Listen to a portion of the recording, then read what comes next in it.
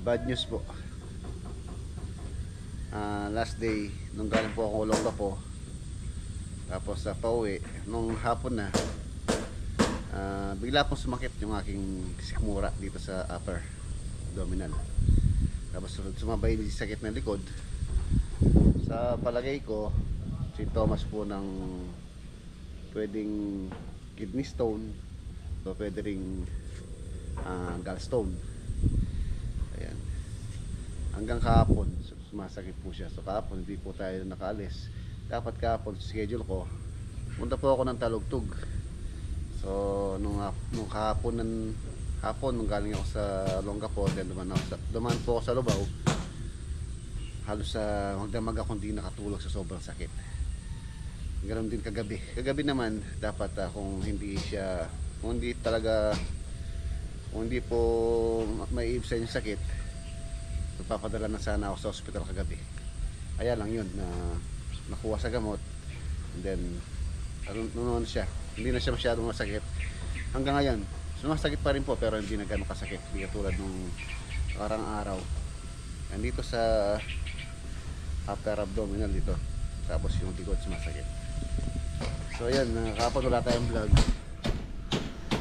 hindi rin tayo umalis. And then ngayon, Sabado po ngayon, hindi rin ako nakaalis gawa ng ano rin ako ngayon, wala rin akong tulog kagabi. Anong oras na ako nakatulog. Tapos yun nga, inaano ko pa pagka sasakit pa tors, susumpong pa mamaya, talagang magpapadala na po ako sa ospital or magpapacheck up ako.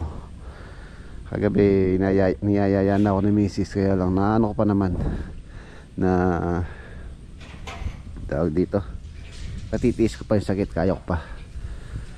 So yun, pero mamaya pagka po sumumpong pa, talagang didiretso na po ako, magpapacheck up na po ako para malaman kung ano po yung naging cause. Ang suspetsa ko, tulad ng sabi ko, kidney stone or gallstone ang ano nito, simptomas. So kahapon na umaraw, ayan, nakagawa po sila dito kahapon, tsaka dun sa San Fernando project. Kanina naman umulan na, siguro mga 7 hanggang alas 8 umuulan. Ayan na po yung pinakapundasyon ng ano na to, ang project dito sa farm. Kwarto po yan sa taas, dalawa, which is lalagyan ko ng private CR. I-beam and then C-channel bar na 2x6 na pinakamakapal, which is yung isang peraso niyan nasa 3,200 ang isang peraso ng C-channel bar na nabili ko.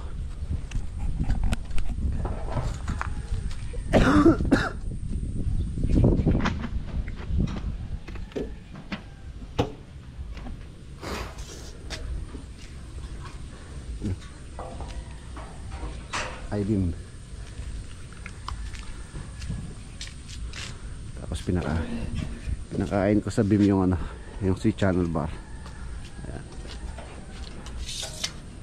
puporma na nila yung beam para mabuhusan. And then sa second floor, tubular na lang po yung gagamitin natin dyan sa second floor.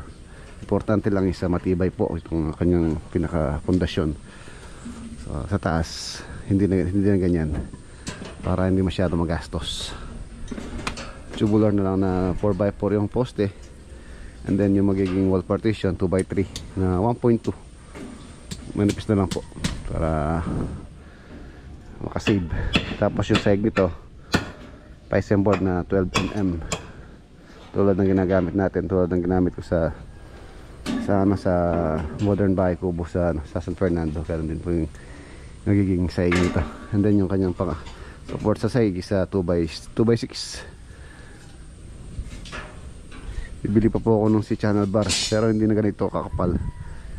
Yung ano na lang, yung sigurong medium na ano, yung hindi na masyado manipis. Siguro nasa 2,000 isa nun. Yung kasunod nitong makapal na to, nasa 2,000 isa nun.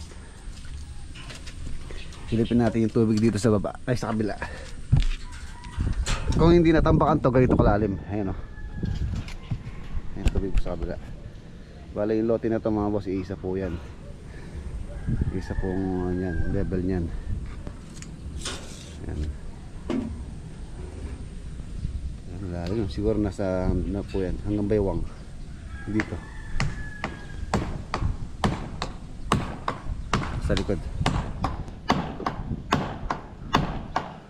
Baha na rin sa likod.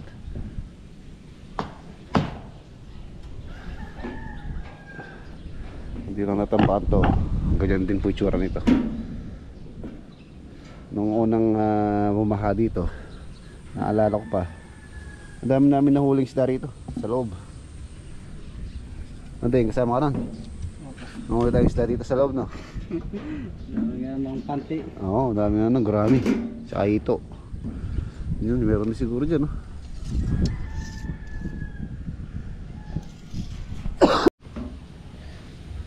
Puro kalawang. Tignan ko kung kaya ko mamaya, bibili ako ng pintura para ma-primeran to. Primer. Ayan po siya. Makatagpo to. Then meron pa kung ano yan sa may harapan. Meron pa siyang pinaka-balcony. Magdadrap naman siya ng at least mga 1 inches or 2 inches yung balcony doon. Siguro mga 1.2 meters yung balcony na ilalagay ko para naka-setback posing 1 meter yan doon. Or 1.5 meters. Pwede rin para medyo maluwang yung balcony. Ayan dito. Setback po ng 1 meter dito yan. So maglalagay pa po ako ng poste rito kung kinakailangan. So tingnan natin kung doon yung poste saka dito. Tingnan ko kung kakayanin nung hindi siya or matatag siya.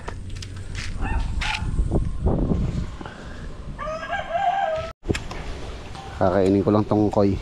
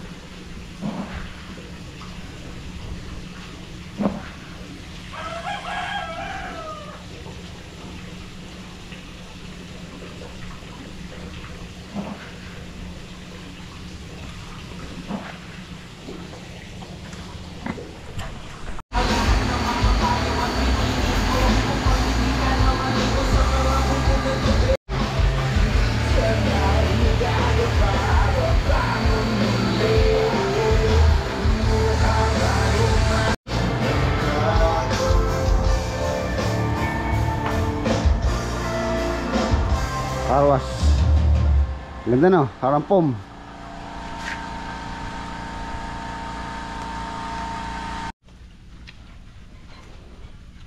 Ayan na, magbubuhos na po sila.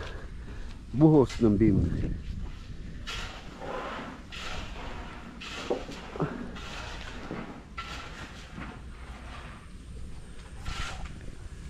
Tibay po ito, nakasuot sa beam yung ano, yung C-channel bar. Dapat kanina bibili ako ng pintura para ma-primer, kaya lang paano po yung ulan, mabugso-bugso. Uulan tapos yung ganyan iinit. Tignan natin bukas daw, baka kung hindi uulan tatrabaho din sila bukas. Halos kasi nakalang araw lang sila, 4 days na maulan. Kahapon medyo gumunti yung panahon, pero kanina umulan din kanina. Wala yung sukat nito 4.6 by 8.6 meters ang floor area po nito. Malaki po ito, 2 kwarto sa taas, tapos yung lalagay tayo ng CR para may privacy dito sa taas yung mga kwarto. Meron naman pong post negro dito yan. Itong CR na to post negro po yan, so dyan ko na lang itututok yung ano niya, linya. Tapos tubig, wala namang problema, meron naman linya din ng tubig dyan, so madali na lang yan. Tapos dito sa ilalim, ang bala ko po rito, yun nga, ano siya, tawag dito, entertainment area. So pwede na maglagay ng mesa dito pag may bisita, so pwede po rito. For example, nagawa na yung swimming pool doon, so magiging function area to. Tapos kwarto sa taas. Tapos yun din, ibalak din po ako doon. Pagka nagtuloy-tuloy na, susunod yun. Tapos meron pa doon. Yan, doon sa may tabi ng na kwarto namin, naglalagay po ako ng pinaka-dirty kitchen namin doon. Marami pong kailangan na ayusin dito. Habang may libreng tropa by August, kasi baka meron tayong mabuksang project August. So pagka may nabuksang project, so wala naman, stop na naman po yun dito. Siyempre kakailangan natin ng tao, so malamang by August. Pero tingnan natin kung may makakapag-focus dito na gagawa. Kahit mga tatlo lang, kahit mabagal, basta may improvement. Tignan natin sa taas, nakahalo na sila ng isang haluan. Nabuhusan na itong lahati na ata sila.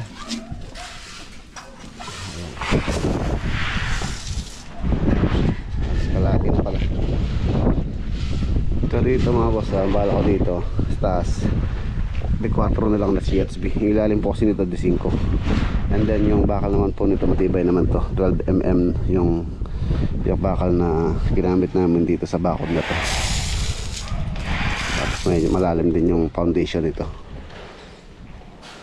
Tapos dito sa yung drywall na lang, drywall. Pero hindi na po ako gagamit nung ginamit namin sa hanggat project. Napakamahal po nun. Magkano lang siguro. Tingnan natin kung ano magandang ilagay sa exterior nito, yung pang drywall. Sa loob, baka gypsum board ang gagamitin ko sa loob.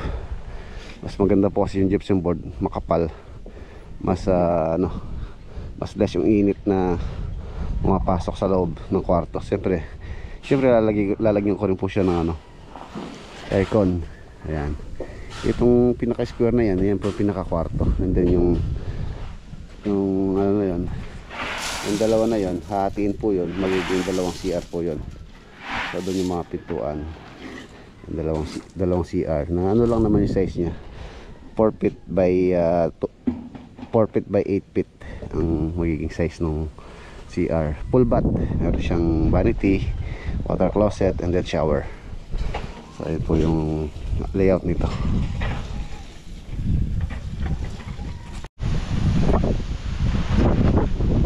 Ayan na naman ang ulan.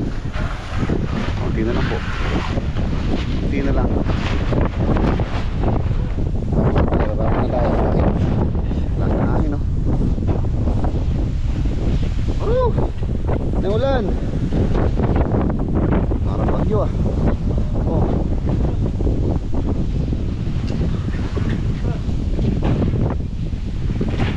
Pwede na mag-alaga ng tilapia rito sa kabila, oh. Para ng fish pan. Mas malaki po ito sa kabila na ito. Sa dito din ah. Woo! Nangangin ah.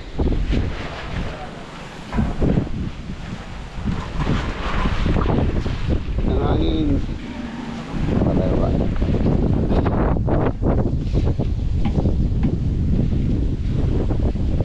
Kailangan dito mga boss, pagka po binubukan to, dapat maganda yung pagka-welding, dahil nga po dito sa area na to sa malalakas yung hangin. Tulad niya, no? Hindi pa po bagyo yan, pero yung hangin dito talagang grabe na, parang lalo na pagka bagyo.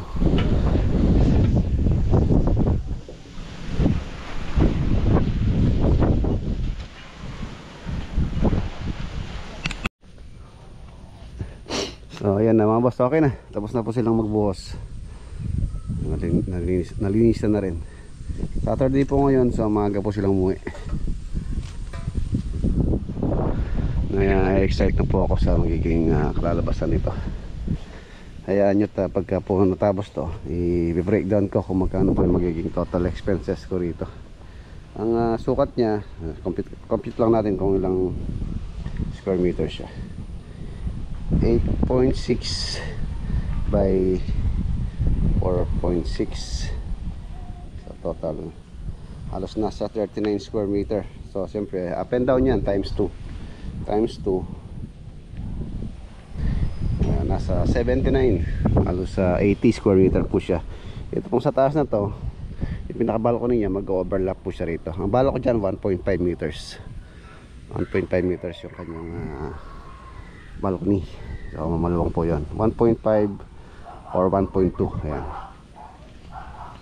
1.5 nasa ano po yun, 5 feet. 1.2 nasa 4 feet. Ang lalagay po ako ng poste rito para matatag. Tapos nakatrap siya ng at least mga 2 inches. Dito 2x6 na po yung ginamit ko dyan. And then dito sa harapan siguro ano lang 2x4. Pero naman pong 2x4 na si channel bar. So yun yung gagamitin namin dito sa harapan. Ayan.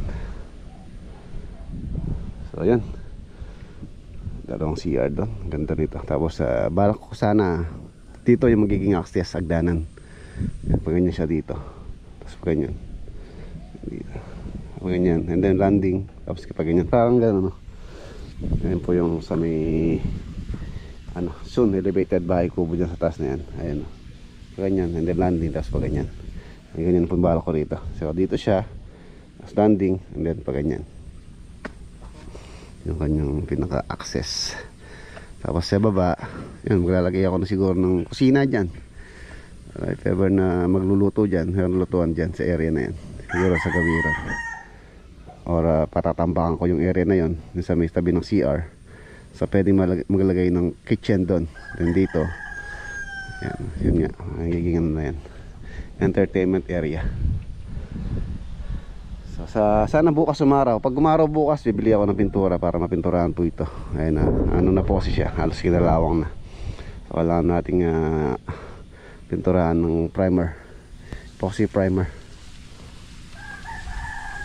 Pagka medyo okay na dito, itatanggalin ko na rin po itong mga puno ng saging na to. Ayan,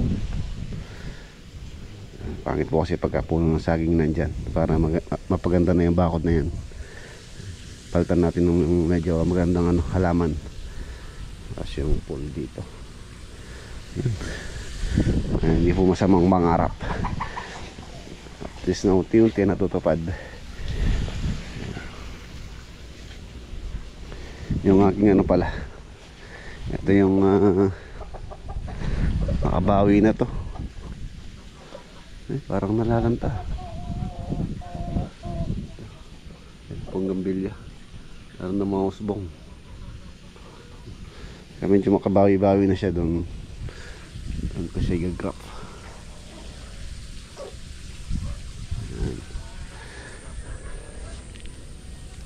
So yan mga boss, kita-kita tayo bukas. Medyo okay na po ang pakiramdam ko. Salamat po dun sa mga nag-alala na nagano sa akin na get well soon. Ayan, thank you very much po. Kita-kita tayo bukas sa next upload. Ayan, dito ko natatapusin yung ating simpleng vlog for today.